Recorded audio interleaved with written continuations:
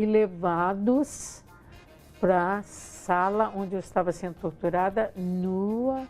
E o Ustra fazia uma campanha forte para os meus filhos. Sua mãe é uma terrorista, sua mãe é desnaturada, ela não gosta de vocês, por isso que vocês não podem ficar com ela. Mãe, por que você ficou azul?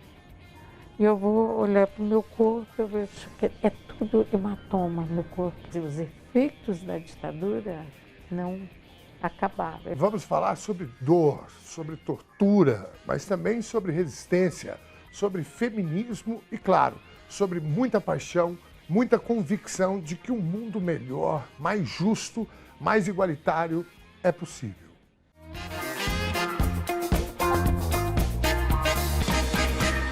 Seja muito bem-vinda, queridona, seja muito bem-vindo, queridão.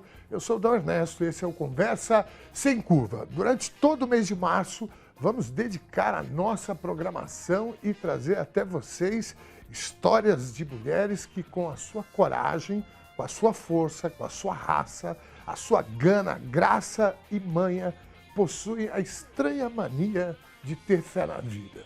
A nossa convidada de hoje sintetiza com a sua história toda a resiliência de um povo. A sua vida traduz e é um testemunho da força que há por trás da resistência e da luta por uma sociedade mais justa, mais democrática e mais humana. Ela iniciou a sua trajetória como militante política há mais de 60 anos, como tantas que estiveram do lado certo da história. Por 2 vezes foi presa e torturada, inclusive na presença de seus filhos pequenos, pela ditadura militar brasileira. Jornalista, escritora e ativista, segue como uma das principais vozes pela defesa de nosso Estado democrático, que ela ajudou a conquistar, do movimento feminista e dos direitos humanos no Brasil. Entre seus livros, destacamos Breve História do Feminismo no Brasil e Outros Ensaios, lançado em 1993, com reedições em 2017 e 2024, quando ganhou Novos Ensaios, O que são Direitos Humanos das Mulheres, e Contos da Cela 3, Memórias de uma Presa Política na Ditadura. Recebemos em nossos estúdios, com maior respeito e admiração, essa verdadeira entidade de nossa história, Maria Amélia de Almeida Teles, a Amelinha Teles. Amelinha, eu vou falar uma coisa para você. A gente não poderia abrir esse mês de março com uma personagem tão importante e significativa, não só para mim, mas para o Brasil inteiro. Muito obrigado e honrado de te receber. Eu também me sinto muito honrada e de poder hoje conversar com você, Ernesto, porque você é como se fosse um filho nosso. Então, fico muito feliz de estar aqui. Segura que hoje não vai ser fácil, não, viu? Não vai ser fácil, não. A Melinha, a gente se conhece desde que eu nasci, na verdade. A Melinha foi companheira dos meus pais na guerrilha urbana, então a gente tem histórias pessoais muito fortes. E vou me segurar aqui para a gente tocar o barco, viu, Amelinha? Bom, Amelinha, nós estamos vivendo um momento, uma quadra da história muito triste, de um levante da extrema-direita, não só no Brasil, mas no mundo, mas particularmente aqui no Brasil, desde 2018, com a eleição do Bolsonaro, o desmonte não só das políticas de proteção social, mas também, fundamentalmente, as políticas de memória e verdade, a qual você tanto dedica a tua vida. E agora a gente tem um momento, né, que é o Oscar de um filme, né? Ainda Estou Aqui, do Valtinho Salles, com a Fernanda Torres, que, né, ganhou como melhor filme estrangeiro. E isso traz um debate para a sociedade, eu acho que isso é muito importante. E desde quando eu vi o filme, tem 2 mulheres que não saíram da minha cabeça, que é você e a minha mãe. Eu queria te perguntar, como é que é isso? Como é que foi isso para você, Amelia? Bom, eu fiquei muito feliz, né, de ver o Brasil se destacar com um filme tão bem feito, com atores e atrizes, principalmente a Fernanda Torres, né, e o Selton Mello, atores que são consagrados já pelo público e que não só tiveram um bom acolhimento aqui, né, no nosso território, como extrapolaram, né, foram para fora e estão fazendo sucesso, né.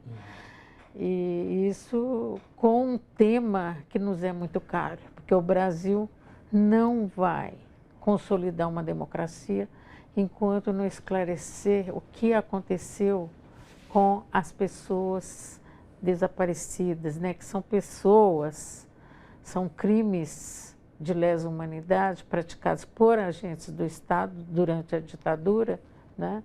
E que cada crime desse carrega outros crimes, porque teve o sequestro, teve a tortura, teve o assassinato e muitas vezes antes o estupro, né?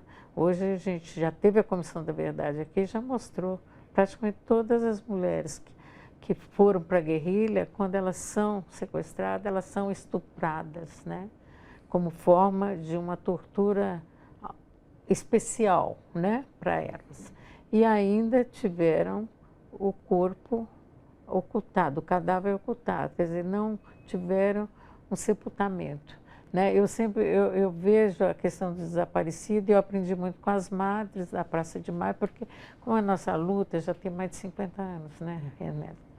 Então, a gente viu que ela sempre falava assim, não há como consolidar a democracia na América Latina enquanto houver corpos insepultos de pessoas que lutaram pela democracia. Se hoje nós temos uma democracia ainda que ameaçada, sim, ameaçada de golpes, ainda que de uma em certos momentos contraditória, mas sim, nós temos graças a esses desaparecidos, a essas mulheres que desapareceram nas lutas aí, tanto na cidade como no campo, né? Então, o filme traz essa mensagem, sem dúvida nenhuma. Ela vem de várias formas, eu conversei com muitas pessoas que assistiram o filme, tem pessoas que têm até medo de assistir o filme. Tem pessoas que me chamam, você não quer assistir o filme comigo? Porque eu estou com medo. E você é mais forte. Eu falo, não, vai lá assistir. O filme traz numa linguagem até relativamente suave, sim, frente a uma realidade tão cruel, tão bruta, né, que tudo aquilo que a gente vê. E eu acho que é uma forma também de pedagógica, sabe, de educação popular. Porque 5 milhões de pessoas já viram esse filme. Sim. E essas pessoas não saem dali elas saem com a necessidade de refletir. Isso aconteceu, isso é Brasil, como assim? E família de classe média alta. Sim. Família de pessoas brancas. Ex-deputado. Ex-deputado e empresário. Ex-deputado, um deputado caçado pela ditadura. Eu acho que o Rubens Paiva, se não me engano, foi um dos últimos a discursar no Congresso, porque logo o Congresso foi fechado, né, pelos militares, mas um pouco antes ele faz uma conclamação à classe trabalhadora. Gente, não vamos deixar que os golpes... Ele tem um discurso lindo, né? Sim. Que não... ele chama mobilização, vamos para as ruas, vamos combater esse golpe, né? É as últimas palavras que ele diz enquanto deputado federal, né? Um deputado atuante, um jovem aqui do estado de São Paulo, né? De Santos. Então, as pessoas veem, Zona Sul do Rio de Janeiro. Zona Sul do Rio de Janeiro é classe média, caríssimo tudo aquilo, né? Com aquela família grande, bonita, né? Aí eu vejo as pessoas... Então, isso aconteceu até com pessoas de classe média. Sim, aconteceu. Sim. Porque, na verdade, a ditadura, eu acho que isso é pedagógico, é você conhecer, buscar conhecer a história do Brasil, que nós precisamos conhecer, hein? A ditadura, ela é tão excludente, né?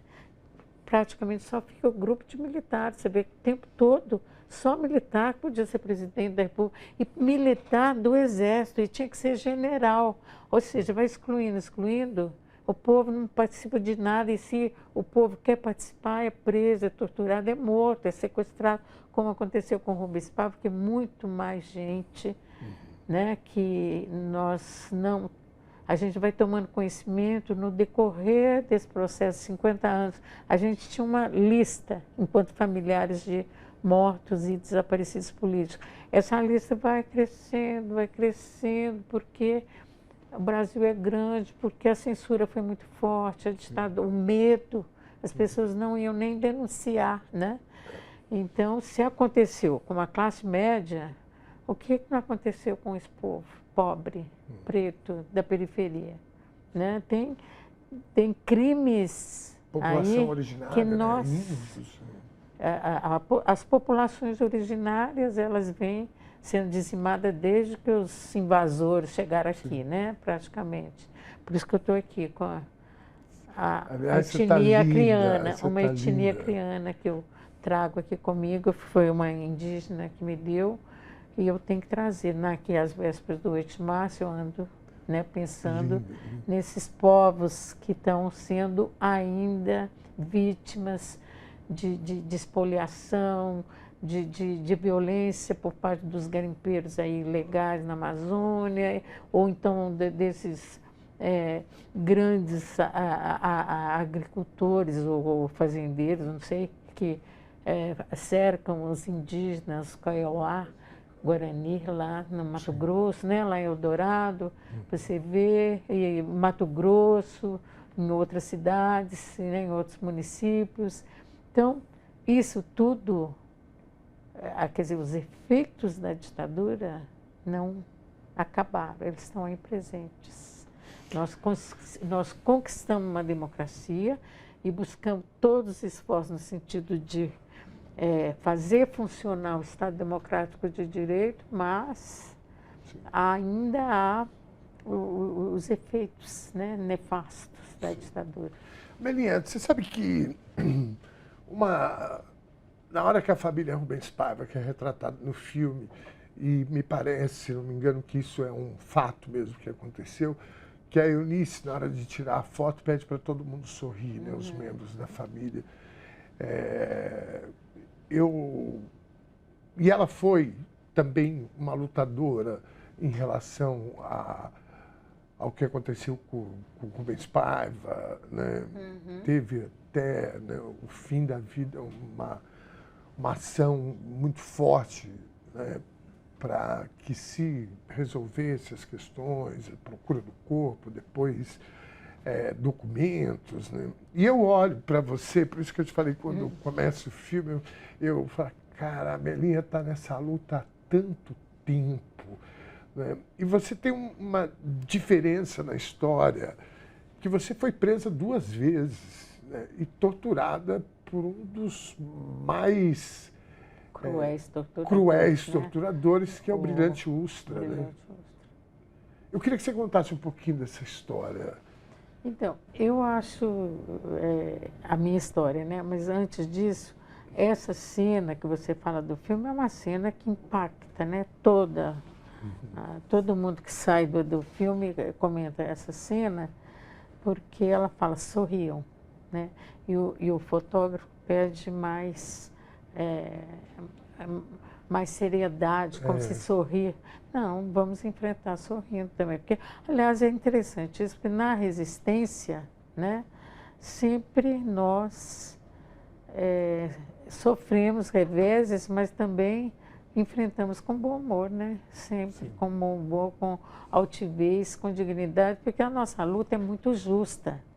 Independente de qualquer coisa. É muito justo. Você querer que o povo tenha o que comer, tenha uma vida de ir e vir, de liberdade de pensar, de fazer, ser educado, ter saúde, isso aí é muito bom, gente, para todo mundo. Não tem como nem ter nenhum constrangimento com isso. Nós não temos vergonha de falar da nossa luta. Sim. Nós lutamos por isso, por justiça social. né? Isso, pelo contrário, nos dá muito orgulho. Então, nós temos que ter bom humor, nós temos que ter dignidade, sim, porque é uma luta muito justa, né? E, então, eu acho interessante. A outra coisa é que a Eunice teve lá sua postura de silenciar e de enfrentar de forma silenciosa e tocar para frente a vida. Ela foi estudar direito, ela foi trabalhar com os indígenas, ela conseguiu educar todos seus filhos, todos são, todos estudaram em bons colégios, isso é muito bom. Agora, eu já tive uma outra história, a minha história, você está perguntando, porque eu comecei a militar com 14 anos no Partido Comunista, né? Em Belo Horizonte, que eu sou mineira. Eu vou no golpe, eu ainda estou em Minas Gerais, com 19 anos, quando o golpe aconteceu, em 1964, né? Eu vou logo, eu tenho que ir para a clandestinidade, porque eu estou processada. Meu pai ficou desaparecido por 6 meses. Eu faço parte de uma família que são 3 gerações atingidas fortemente pela violência da ditadura militar. Meu pai é desaparecido, eu vou responder o tal do IPM que tinha lá, naquela inquérito policial militar, que era muito comum. Em 1964, eles abriram inquérito policial militar contra todo mundo. Você tinha que, primeiro era justiça comum, depois era justiça militar.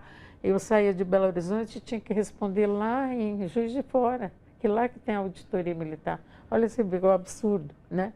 E fui para o quartel, fui preso, levado para o quartel, vou para a clandestinidade, vou trabalhar na imprensa clandestina, que é aí que eu conheço no Rio, né? Eu vou para o Rio, vou para a Baixada Fluminense, que a gente sabe que sofrimento que aquele povo vive até hoje, né? Eu não esqueço disso. E vou conhecer seu pai, vou conhecer sua mãe, seu pai. Seu pai também era mineiro, mas era de outro, Muriaé, né? É de outra região. Mas ali eu vou, a clandestinidade chega um determinado momento que vai me fazer o quê? Eu tenho que mudar para São Paulo. Aí vem o ato institucional número 5 e fica muito difícil. E quem trabalha na imprensa clandestina, é um assunto que pouco se fala. O que era a imprensa clandestina, para quem não imprensa conhece? Clandestina é você ter uma casa, né? Você aluga uma casa, faz de conta que você é uma família normal, né? E, ao mesmo tempo, tem ali um quarto que tem uma máquina de offset, um mimeógrafo, datilografia, que acho que ninguém nem sabe mais o que é isso, né? Aquela máquina de datilografia, aquilo de você datilografar o stencil, né? Aquele papel, aquele matriz, né? E depois você vai passar aquilo com tinta, aquilo vai ser as letrinhas. Sem fazer muito barulho para não assustar a vizinhança. Você tem que pôr sempre música. E toda a vizinhança pergunta, você gosta? Mas, nossa, adoro, eu amo a música, né? Então, foi o tempo que eu mais ouvi músicas, né? E, felizmente, é uma coisa que eu agradeço a todas as artistas, cantores, cantoras, compositores, compositoras, durante a ditadura, fizeram uma música popular brasileira muito boa, muito boa. O que eu ouvia de Elis Regina, Chico Buarque, Caetano, esse pessoal todo. Então, isso me trouxe muito alento, muita esperança. Eu nunca perdi essa esperança. O contexto, né? Graças a essa arte brasileira. O contexto, então, era esse. Você trabalhava na imprensa clandestina, que era uma casa... Faz de conta que não tem imprensa ali, né? Ali é uma família normal, mas não é. Você entendeu? Porque tudo era proibido e censurado. Os jornais trabalhavam... Não, e tem outra coisa. Você ia numa papelaria comprar papel sulfite para imprimir os nossos panfletos, jornal. Jornal era panfleto também, né? O jornal. Você imagina o que era jornal clandestino. a forma dele, né? E você tinha que comprar um pouquinho aqui, porque se passasse um número a mais... Não, eles pegavam seu nome, seu endereço. Controle. E se tivesse a mais, eles mandavam para o DOPS ou para algum órgão da repressão. Essa pessoa é suspeita, porque ela comprou, acho que era 250 folhinhas de papel sulfite aqui. Depois eu ia noutra papelaria, cobrava mais 250. O que tinha nessas publicações? As publicações eram uma análise da situação política, não só do Brasil, mas também do mundo. Né? Você está falando aí, você começou aí falando que há um crescimento aí da extrema-direita no mundo inteiro. Isso aí a gente acompanhava, e nós acompanhávamos muito a luta no Vietnã. Né? Nós acompanhamos muito o movimento dos Vietcongs, né? E, além de fazer esse jornal, eu também tinha que ser rádio escuta. Eu ouvia a Rádio Havana, a Rádio Tirana, a Rádio Pequim, a Rádio Moscou e a BBC de Londres. Eu tinha que ouvir 5, porque elas tinham horários em português e espanhol, que era o que possível de eu captar as informações. Eu tinha que ser taquígrafa, porque tinha que escrever aquilo tudo correndo e passar. Isso tudo era subsídio para as análises políticas internacionais, principalmente no Comitê Central. Encaminhava isso tudo. Essa gráfica e imprensa clandestina era ligada diretamente ao Comitê Central do Partido Comunista. Então, mandava tudo para lá. Então, era rádio escuta, né? E ainda, eu acho o maior esforço, as matérias, os textos, os artigos que tem no jornal, geralmente quem escrevia era o pessoal do Comitê Central. Eu, de vez em quando, dava meu espetáculo, porque eu sou muito... eu sou, né, de entrando assim, ó. Ainda bem. Eu falei, que isso, gente, não fala nada das mulheres, então, de vez em quando, eu escrevia sempre sobre as mulheres, mas meus artigos eram censurados pelo partido. Não, censurados da seguinte forma. Olha... Não priorizados. Não é prioridade isso, gente. Olha o que está acontecendo, isso e aquilo. Então, você entendeu? Sim, sim. Eram uns artigos... Enfim, eu não vou discutir aqui. Mas nós vamos falar sobre isso, que eu quero falar sobre feminismo com você também, que é a minha referência. Eu já era feminista, não pública. Eu era uma feminista clandestina, né? Então, é complicado. Feminismo se exige coletividade, né? Coletivas, sair espalhadas. E você ser feminista sozinha, porque eu só lidava com homens. Sim. O Comitê Central era só homens. Só homens. Entendeu? Então, tudo que eu achava importante, não, isso é secundária, coisa menor, né? Tal. A creche, criança, maternidade, aborto, sexualidade, menstruação. Não, isso é coisa. Isso é depois da Revolução. Depois da Revolução. Entendeu? Amelinha, eu vou te pedir licença, a gente precisa ir para o nosso primeiro intervalo, mas a gente volta com esse assunto já, pode ser? Sai daí não, a gente está de volta rapidinho.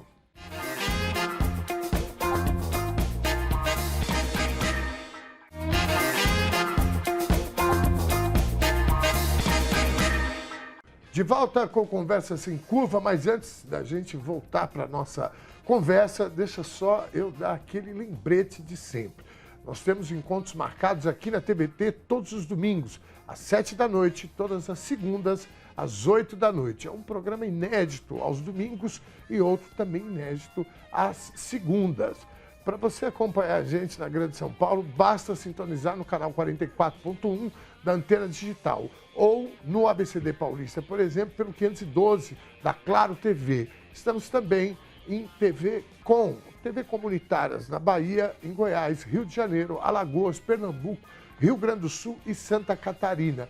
Ou você pode nos assistir a qualquer momento na palma da sua mão pelo YouTube da Rede TVT ou pelo site tvtnews.com.br. Combinado?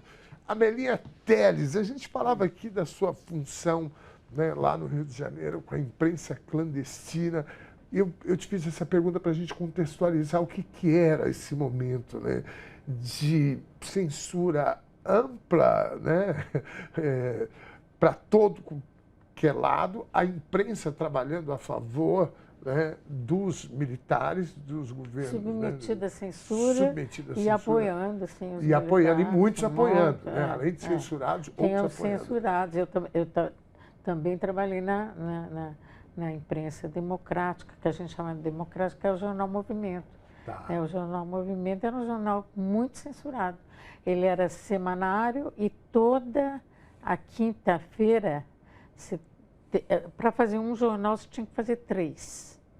E toda quinta-feira era submetido à censura da Polícia Federal. Você tinha que ir lá entregar todo o material. Posso publicar isso? E aí, então, se não pudesse, aí pegava o segundo jornal que estava pronto, porque você fazia 3, né? Levava ainda para negociar, para ver se saía. E às vezes não dava para sair. Você já tinha que ter um plano B, porque se fosse censurado não dava tempo. Não dá tempo. O jornal saía na sexta-feira, sexta para o sábado, né? Então não dava tempo. Tá. Então você tinha que ter já o plano B pronto, às vezes até o plano C, e você chegamos assim, numa hora que saía tudo, a matéria toda truncada, saiu um pedacinho aqui, parou, veio uma tarja preta escrita, assine o Jornal Movimento, que não era censurado, então porque o assunto mesmo era todo picado, né? E nós chegamos, é interessante porque mulher era um assunto proibido na ditadura. Os militares são misóginos, eu tenho certeza disso. Eles odeiam as mulheres, entendeu? Principalmente as mulheres que são conscientes na política, que tomam posição, né? Eles odeiam. Então, por exemplo, eu lembro de um jornal, Movimento, se não me engano, até o número 45, e foi em 1976 isso, né? Eu já tinha passado prisão, eu já era considerada ex-presa política, embora eu tenha sido condenada na primeira instância, na segunda e lá no Superior Tribunal Militar. Eu fui condenadíssima pela ditadura, mas eu trabalhava no jornal e esse número 45 era um jornal que estava manchete, era Mulher e Trabalho. Mulher e Trabalho. O mote, digamos, desse jornal era trazer as discussões, ainda que muito controladas, censuradas, da CPI sobre a mulher trabalhadora.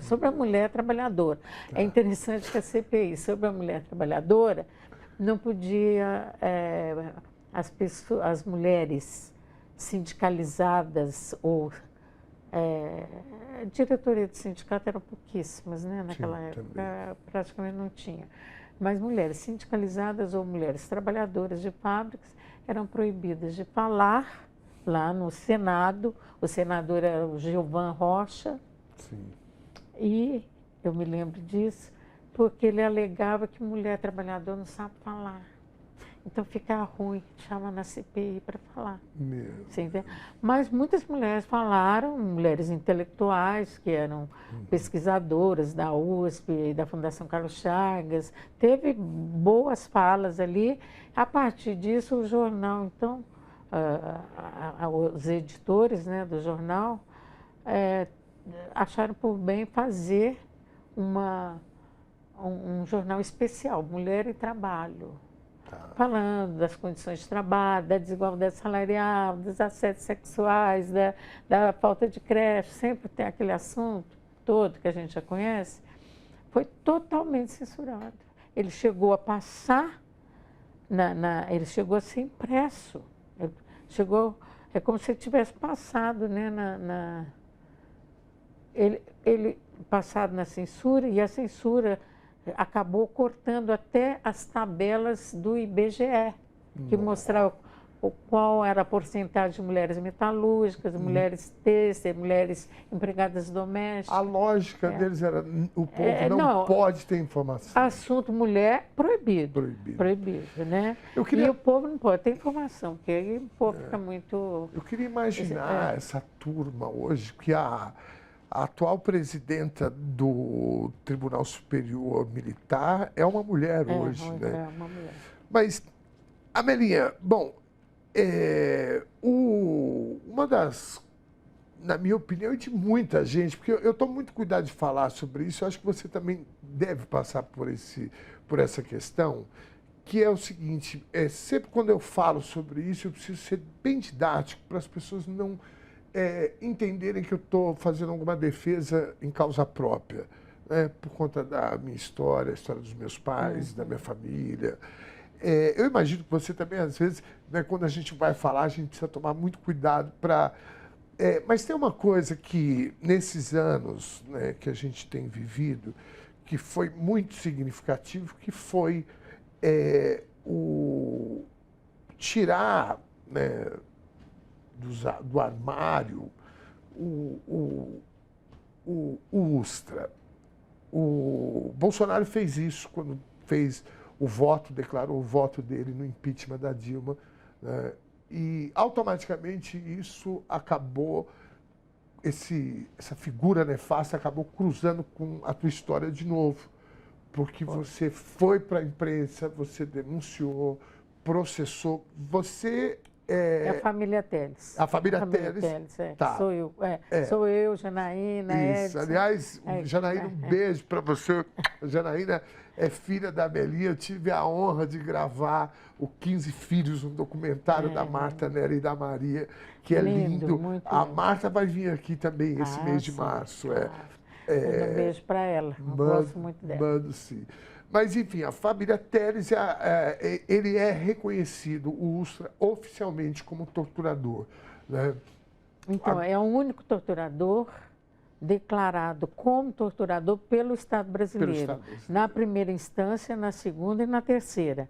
Né? É uma ação que nós, família Telles, entramos no judiciário com o apoio imprescindível do Dr. Fábio Conde Comparato, porque ele foi o advogado que deu o caminho jurídico, como nós vamos fazer para mostrar à sociedade, ao Estado, que esse homem é torturador, né? Sem ser barrado pelo judiciário, porque o judiciário barra. Quando você quer entrar com uma ação de responsabilidade criminal contra um torturador, eles são agentes públicos, o tribunal alega que a anistia foi para os dois lados, o que não é concebível dentro da ciência jurídica, não dá, né? Sim.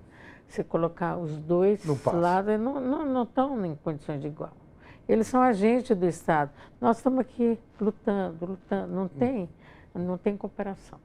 Mas nós entramos com essa ação, foi em 2005, né?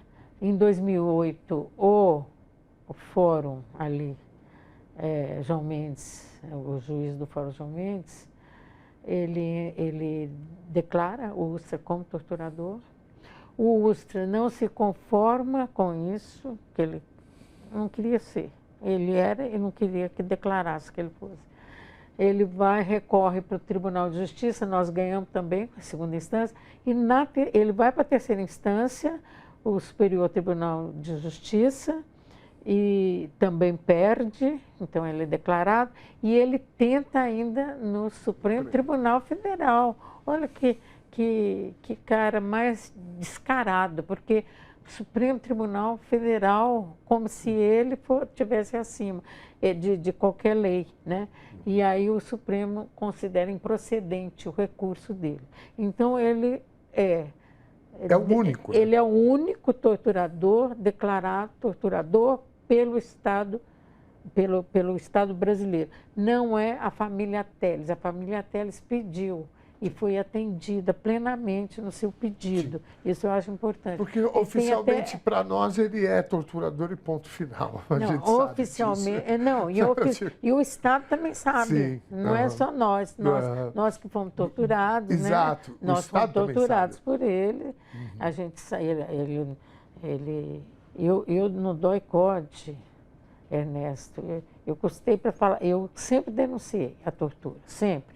Eu denunciei lá na Justiça Militar com o juiz me ouvindo e pedindo para eu calar a boca. Ele falava, cala a boca. E eu falava, não, ainda preciso falar que foi assassinado Carlos Nicolau Daniele, que era um companheiro da imprensa clandestina e também do Comitê Central. Ele que fazia essa ponte entre nosso trabalho aqui, e o Comitê Central. Então, ele era muito próximo da gente, porque você, às vezes tinha dia que você trabalhava o dia inteiro juntos ali, né? E ele foi assassinado dentro do DOI-CODE, amando e comandado por, na época era o Major Ustra, né? O Major Tibiriçá, era o Dr. Silva, tinha vários nomes. Que, além de tudo, eles eram tão covardes que usavam codinomes. Né? Eles usavam codinomes, né? Porque eles sabiam que um dia a história ia cobrar, como está cobrando. Não adianta a gente ficar silenciada, não, porque, vem essa turma, aí vem jovens, o pessoal fala assim, esses jovens não querem saber de nada, são tudo, não sabem de ditado. Não, nós é que temos que contar para eles. Eles estão sendo vítimas desse apagamento da história, que não se ensina, não se faz filmes, poucos. Esse filme... Eu achei, o Celton Mello é lá de Passos, onde a Janaína trabalha.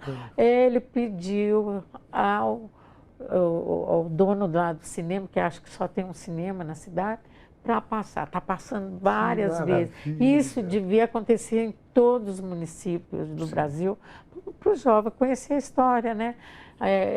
Eu tenho essa preocupação muito, muito forte, que nós é que temos que contar para eles, porque eles chegaram aqui, tinha uma democracia, tem os problemas e tal, mas negócio de ditadura, vem esses extremistas aí da direita falar que não houve ditadura, o negacionismo histórico, o negacionismo científico, muito em voga, né, que eles transmitem isso diariamente. Veja, né? Só, né? O ex-presidente, se é que a gente pode chamá-lo assim, o Bolsonaro, deu uma declaração de que o Valtinho Salles é psicopata e que tudo aquilo é mentira. É surreal isso. É um negacionismo científico e histórico, né? Que ele adota. Como Ustra ir à Suprema Corte para, né, não ser chamado oficialmente de torturador. Não, ele nega a história porque ele ficou no lado pior da história o tempo todo. Sim. Quem faz questão de trazer a história somos nós, porque nós, quanto mais vier a verdade à tona, vai mostrar que houve uma resistência, sim, nesse país, que muitos brasileiros e brasileiras foram assassinados porque estavam na frente da luta.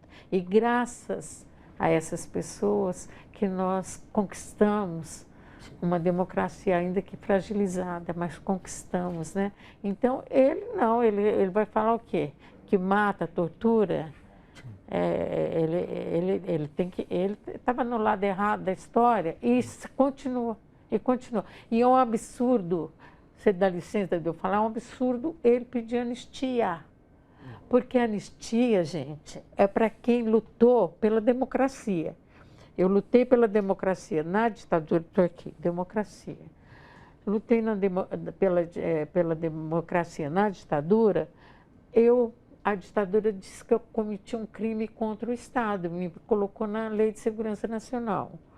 Agora, quem está no poder, né, foi presidente da República, foi eleito, a gente, querendo ou não, ele foi presidente. Aliás, foi eleito graças a nós, né, porque nós aqui conquistamos a eleição indireta, fomos nós, né? Porque se for no tempo dos militares, ele nunca jamais ia chegar. Seria nada, né? Seria nada.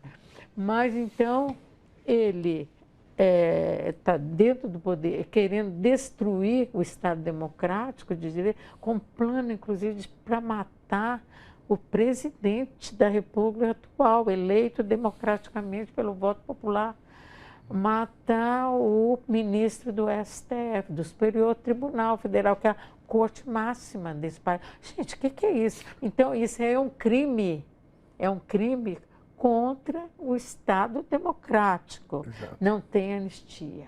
Não tem anistia. Porque a gente está falando. Não tem, você pega, não existe. Não, eu respondi, Amelinha. Agora eu fiz uma postagem falando sobre o filme.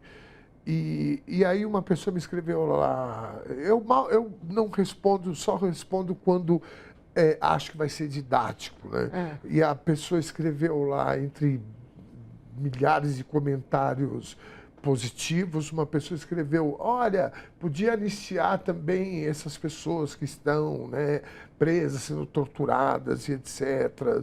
E aí eu respondi um pouco isso e disse: olha, quem lutou contra a ditadura lutava contra um governo ilegítimo, que não foi eleito pelo povo. Na verdade, esse governo roubou o poder do povo e caçou, né, perseguiu tanto o João Goulart, que teve que sair do país, como qualquer outro cidadão ou cidadã que se revoltou e resistiu a isso. Então, são coisas muito diferentes do Estado de Direito. Claro. Né? Isso eles fazem confusão. E eu falo assim, retórica quando fala a palavra de ordem, eu sempre completo. É sem anistia para golpistas. Golpistas contra o Estado Democrático de Direito. Porque a anistia, eu fui anistiada. E tenho muito orgulho disso. Eu fui anistiada porque defendia a democracia. Você sabe que uma das coisas que eu mais tenho orgulho é que eu recebi o título de anistiado político também. Eu, a mãe e o Carlos, né, a gente foi em Brasília. Na época, recebeu o Paulo Abrão, né, era o presidente da comissão, se não me engano, lá do Ministério da Justiça. Foi tão significativo. Amelinha, eu vou te pedir licença de novo, nós vamos para o nosso intervalo. Pode ser? A gente volta já. Sai daí não, a gente está de volta já.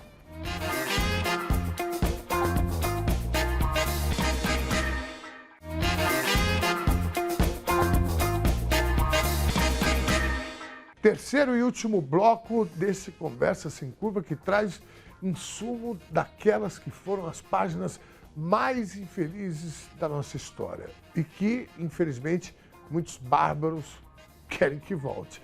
Amelinha Telles, você sabe, de novo, né, a gente estava falando aqui que a tua vida, além dessa questão da tua prisão, o fato de você ter sido torturada pelo Ustra e agora no período já, né, de pleno exercício da democracia, com todas as contradições, a gente teve o Bolsonaro lá, né, fazendo a homenagem, né, não sei o que foi aquilo direito, mas enfim, em relação... E aí levantou o nome do Ustra porque eu vi extremistas usando foto com a camisa do Ustra, inclusive filhos do Bolsonaro. Eu não sei se ele próprio, mas os filhos dele.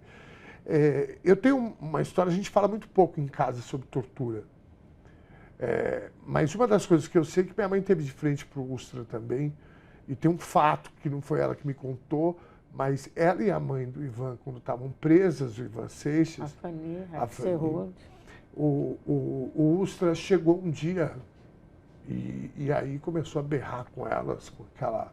E eu só sei esse recorte da história, porque, como eu te falei, a gente não conversa muito sobre isso em casa.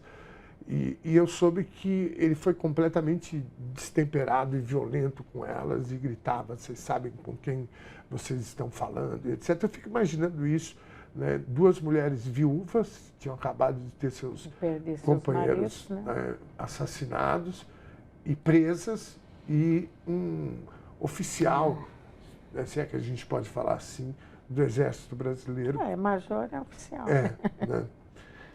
Então, assim, foi muito angustiante para a gente, sempre essa história. E nesse momento, mais ainda, porque a gente já vivia todo um dilema, uma contradição política, moral, espiritual, que era a cassação, o golpe da Dilma, naquele momento, aquela votação, aquela loucura de deputados e deputadas fazendo um discurso. Eu falei, gente, que que aconteceu com o país. E aí vem, né, eu agradeço demais o Jean Willis pelo ato dele, que ele esteve aqui sentado nessa cadeira, eu agradeci ele. Mas aquilo para mim foi muito chocante, me tocou profundamente. Como é que foi para você? Aquilo foi terrível, porque o Ustra já tinha sido declarado torturador, é uma sentença declaratória transitada em julgado, porque foi primeira, segunda, terceira instância, e ia para a quarta não aceitou o recurso dele. Então, aquilo ali mostrou um parlamento muito despreparado para defender a democracia, porque ali, eu já falei isso com o Jean Willis, se não me engano, não é dando cusparada não, que a gente responde, pega o regimento interno, perde uma questão de ordem, porque ele está fazendo apologia à tortura, ao torturador, você entendeu? Ele está ofendendo o Estado Democrático de Direito, porque a instituição Câmara de Deputados é uma parte do Estado Democrático de Direito. Ele está interferindo no funcionamento democrático daquela instituição, ameaçando, porque o que ele falou, a Dilma era presidenta da República. Sim. Ele fala assim, em memória de Carlos Alberto Brilhante Ustra, o pavor de Dilma Rousseff.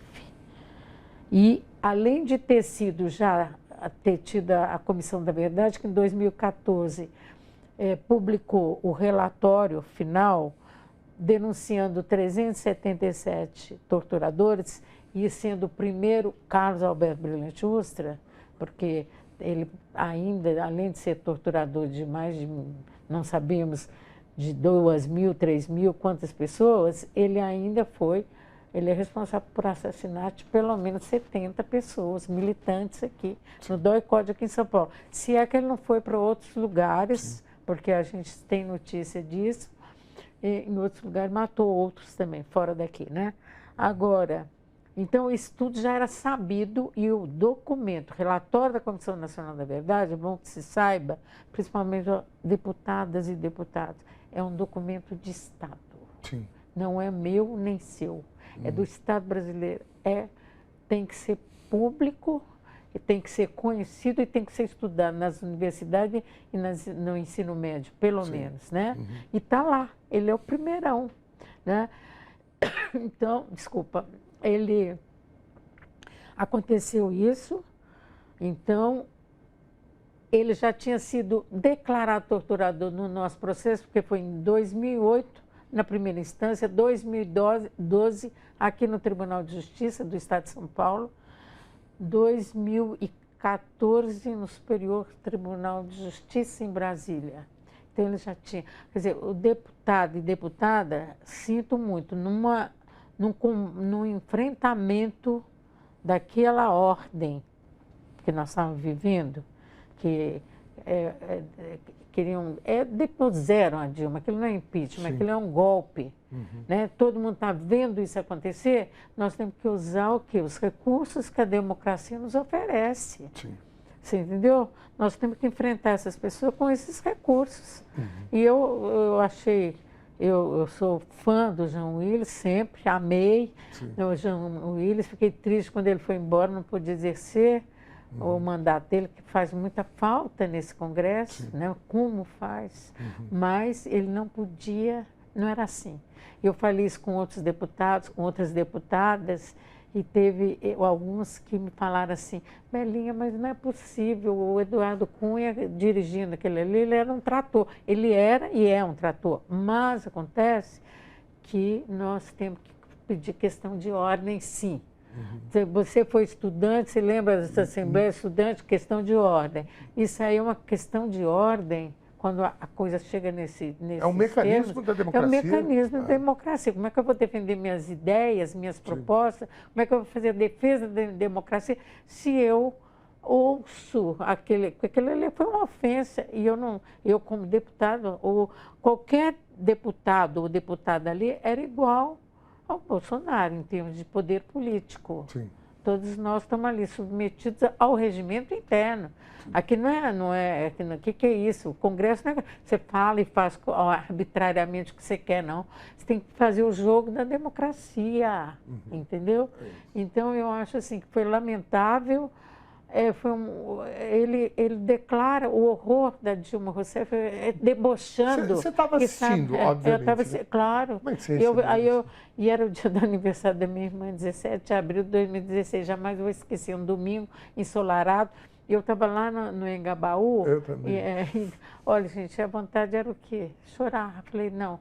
Ali, quando eu vi, eu olhei, eu e minha irmã, nós estávamos ali, nós perdemos, a democracia acabou de ser golpeada. Para mim, o golpe foi ali. Foi ali. Foi consolidado. O resto foi teatro. E depois desse momento, isso vai ficar para um outro momento para a gente conversar, eu com a Márcia Tibúria, que a Márcia fez uma observação muito interessante, que ela diz, a partir daquele momento, ele se colocou na disputa pela presidência, porque ele despertou esse afeto, que é o ódio nas pessoas, ele conseguiu unificar. Ele liderou o processo, né? O processo, todos aqueles grupos ali que queriam acabar com a democracia, eles foram... Muito bem. Bom, além... eu acho que esse conceito cabe muito para você. Viver é um ato revolucionário e de luta. A tua existência é isso. Tudo é política. E eu queria passar a capa de alguns livros que você publicou, se a gente puder fazer agora. Esse aí, ó, Contos da Cela 3, é o que está aqui na minha mão. Né? Memórias de uma presa política na ditadura. Esse está aqui, eu queria mostrar aqui na mão mesmo, ó. Qual câmera que eu posso aqui, né? Aqui, pode ser aqui? Aí, ó. Contos da Cela 3. São uma ferramenta política muito grande. Sabe que no livro Orville, né, aquele livro da ditadura militar, eles alertam, né, que os comunistas não irão mais tentar o poder através das armas, mas sim na conquista de mentes e corações. Nisso eles acertaram, porque essa obra aqui é exatamente isso, né? Pela mente, a pessoa ler e compreender, né, a conjuntura que a gente vivia através dos seus contos. Eu queria que você falasse sobre esse livro. Esse é o último livro, né, que eu Esse é o último, publiquei. Depois eu vou mostrar eu lancei o ano passado, 2024, 60 anos do golpe militar. Mas, na verdade, muitos desses contos, a grande maioria, são 15 contos. Eu fiz quando eu estava na Cela 3, no DOPS. Né, que a Cela 3 hoje é a Cela 1, né? Porque desmancharam as duas primeiras, né?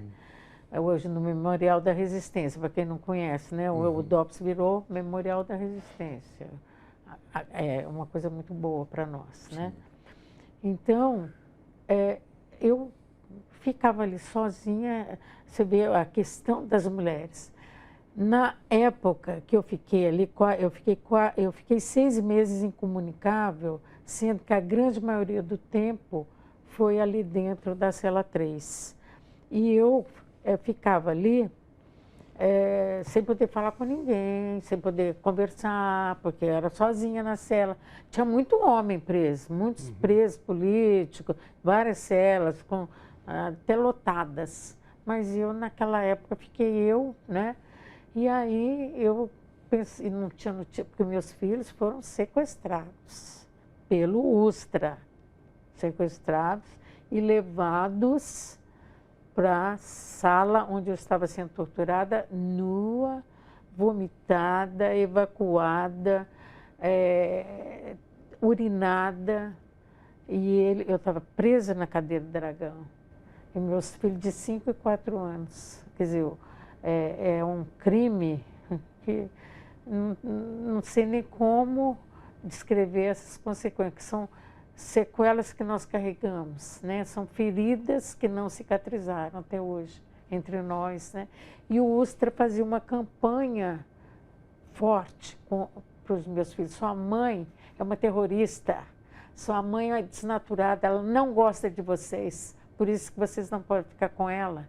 E as crianças querendo me pegar, né? Tanto é que a Janaína fazia pergunta, mãe, por que você ficou azul? E eu vou olhar para o meu corpo, eu vejo que é tudo hematoma, meu corpo. Imagino que o rosto também, né? Todo assim. E o Edson fala o seguinte, uma hora ele fala, quem é essa mulher que tem a voz da minha mãe, mas tem esse rosto que não é da minha mãe, porque meu rosto estava desfigurado. Então, eu, quando fiquei lá nessa cela 3, eu não tinha notícia dos meus filhos, porque eu perdi a guarda dos meus filhos. O Ustra tirou a guarda dos meus filhos, que depois foi recuperada pela Rosa Cardoso, que eu tive a felicidade de tê-la como advogada, né? Então, eu pensava assim, gente, eu estou aqui, não sei se meus filhos, como é que estão. A Crimeia, grávida de 8 meses, que a Crimeia foi grávida, ela foi sequestrada grávida ali para o DOI-CODE, de 8 meses e sendo torturada, gente. Eu falei, gente, como é que pode torturar uma mulher grávida de 8 meses? Entendeu? E, é claro, o filho nasceu em Brasília, porque depois que viram que ela era ligada à guerrilha do Araguaia, então tem que ir lá para Brasília. Ficou lá no PIC, né, que é a Polícia de Investigação Criminal do quartel, né? Então, eu pensava assim, gente, eu queria tanto ter notícia dos meus filhos, eu não tinha. Então, eu comecei a inventar uma possibilidade de um diálogo, de uma conversa imaginária, é bom falar isso, mas os fatos são verdadeiros, mas a conversa é imaginária, com uma lagartixa que vivia na cela. Então eu dei o nome, eu falei, vou humanizar essa lagartixa, ela vai virar, ela vai ter um nome, lagartixa linguaruda de Nascimento. Entendeu? E essa lagartixa era uma subversiva também, era uma rebelde, era feminista. Você vai ver várias histórias aí, nós conversando e ela mostrando isso. E é interessante o seguinte, porque eu comecei a escrever, eu pensava nessas histórias, mas não tinha nem lápis, nem caneta, nem papel. Um dia eu consegui que alguns presos começaram a me dar caneta. Aliás, eu conheci caneta colorida, sabe essas coloridinhas? Que tem gente que chama de hidrocolor, né? Não sei. Eu conheci lá no DOPS, foi algum preso que me mandou. Que coisa mais linda, quando eu vi, tinha cores o mundo, que esperança, que felicidade, aquilo brilhava assim nos meus olhos. E eu comecei então a escrever nesses papeizinhos que eles me deram, que era papel de cigarro. Eu escrevia, dobrava bem pequenininho, e mandava para eles, assim, para ver o que eles achavam, porque eu nem esperava de conseguir, sei lá, não sei o que ia ser da minha vida. Eu não sabia se eu ia estar viva, né? Tanto é que eu dedico esse livro às pessoas desaparecidas. Eu começo com a música do Gonzaguinha, né? No tempo em que lutar pelo direito é um defeito que mata. Eu começo com são cruzes sem nome, sem datas, né, e tal. E eu começo com ele porque ele também fez essa música em 1973, né? Então, 73 é um ano muito forte para mim. Passei todo esse ano nessa luta aí. E aí eu faço esses contos, o pessoal adora, os presos se diverte, porque a gente também tem um momento da nossa diversão. E a lagartixa, e os carcereiros não sabiam o que era essa lagartixa, não entendiam o que era...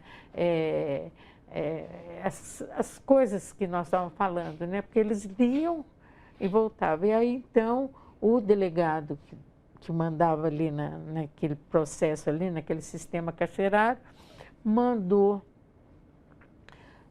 a polícia militar entrar lá e fazer uma como é que fala? Uma limpeza na cela. Ver o que tem aí, uma batida, né? Chamava de batida. E, então, pegaram meus contos todos. Mas quando eu saí da prisão, eu contei para os meus filhos. Eu trabalhei muito com essa ideia de que não era terrorista sua mãe. quem era terrorista é o Estado brasileiro, sob o comando desses militares fascistas. Isso, eu lembro até que um dia a Janaína falou comigo assim, ela estudava na escola pública e tinha um quadro com a foto do presidente da República, que era o Geisel, Ernesto Geisel. Quando ela viu isso, perguntou para a professora, mas quem que é essa pessoa? É o general Geisel, que é o presidente da República. Mas por que ele está aí? Toda escola pública tem que ter isso. A Janaína chegou em casa brava comigo. Como é que você me põe numa escola desse governo da ditadura? Que maravilha. Nossa, ela ficou brava. E a Janaína é uma pimentinha. Ela é uma pimentinha. Ela falou, não, ficou brava. Eu falei, Janaína, é escola pública, né? É que nós estamos na ditadura. Mas eu estou correndo risco, porque a Janaína era do tipo, né? Ela sacava logo assim o perigo, porque ela viveu isso, né? Sim. Então, é isso que alguns contos eu vou lembrar depois. Eu lembro que um amigo, editor, falou assim, por que você não escreve contos para contos? Eu falei, eu não escrevo contos, eu escrevo ensaios, mas não contos, não. Pois então, eu escrevo ensaios e artigos, mas não contos. Ele falou assim, mas tenta. Aí eu fui lembrar que eu escrevia mesmo, eu escrevia, né? E era muito aceito por aqueles presos políticos daquela época. Então é isso. Amelinha, e como que o povo que se interessar por essa obra, porque isso é maravilhoso, como que a pessoa pode acessar? Olha, eu acho que é a editora Ema, mas eu falo assim, pode por meu e-mail. Seu e-mail. Amelinha Teles, com L só, tudo letra minúscula, @gmail.com. Está aqui na tela já, você tiver interesse, esse aqui eu vou devorar hoje.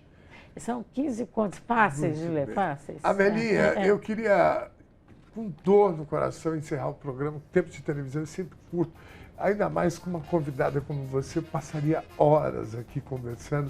Eu quero já fazer o convite a você para a gente estar aqui outras vezes e dar sequência ao nosso papo. Você, agora há pouco, disse que essas feridas, você não imagina como é que essas feridas poderiam cicatrizar, essa barbaridade. E essas feridas, elas nunca vão cicatrizar. A minha esperança é que essas feridas sejam de todo o povo brasileiro, que não são, infelizmente, de qualquer aspecto, exclusividade tua, e você tem muita consciência disso, porque você sabe que a tua luta, o teu corpo, o teu pensamento, a tua firmeza ideológica e a tua força de atravessar tudo isso, na verdade, é um serviço a todo o povo brasileiro e a nossa história. Eu estou muito feliz de te receber. Olha, eu agradeço muito o seu convite, de poder passar esse momento com você, né, que, como eu falei, você